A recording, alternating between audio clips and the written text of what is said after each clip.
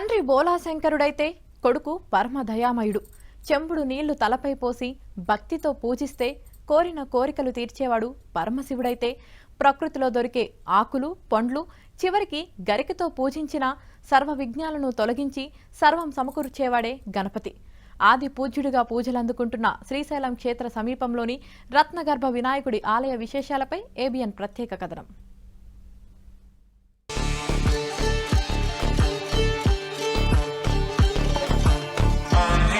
జ్యోతిర్లింగం, శక్తిపీఠం రెండు కొలువైన పరమ పవిత్ర క్షేత్రం శ్రీశైలం.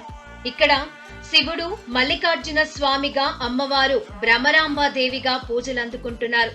నల్లమల అడవుల్లో అత్యంత రమణీయమైన ప్రకృతి ఒడిలో పరమశివుడు మల్లికార్జున స్వామిగా కొలువైన శ్రీశైలం మల్లన్న దేవాలయానికి సమీపంలో ప్రసిద్ధ క్షేత్రంలో వెలిశాడు గణపతి.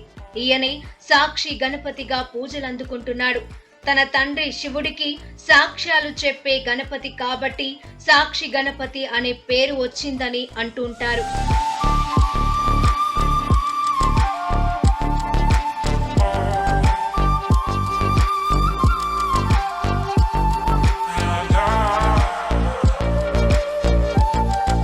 ప్రతి వ్యక్తి తన జీవితంలో ఒక్కసారైనా ఈ గణపతిని దర్శించుకోవాలని చెబుతుంటారు. అందుకే మల్లికార్జున స్వామి దర్శనం కోసం వచ్చే ప్రతి భక్తుడు ఈ సాక్షి గణపతి ఆలయాన్ని సందర్శిస్తారు. ఇక్కడ గణపతి విగ్రహం ఏదో వ్రాస్తున్న భంగిమలో కూర్చొని ఉంటుంది.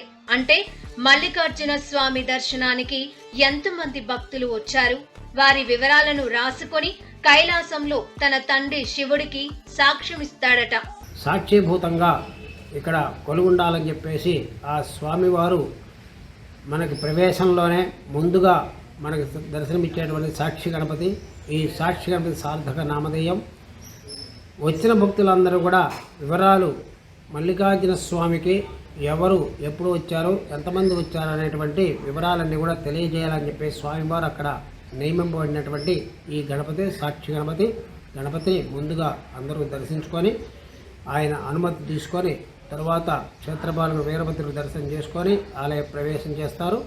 దేవస్థానం వారి ఆధ్వర్యంలో విశేషంగా నవరాత్రి మహోత్సవ కార్యక్రమాలు అత్యంత వైభవంగా జరపబడుతున్నాయి. మల్లికార్జున స్వామి వారికి కుడివైపు ఉన్న రత్నగర్భ వినాయక స్వామికి చాలా ప్రత్యేకత ఉంది. శ్రీశైలానికి వచ్చి దర్శనం చేసుకున్న భక్తులకి కైలాస ప్రవేశానికి అనుమతి లభిస్తోందని, అప్పుడు శ్రీశైలానికి వచ్చిన భక్తులకి గణపతి సాక్షిగా ఉంటాడని చెబుతారు.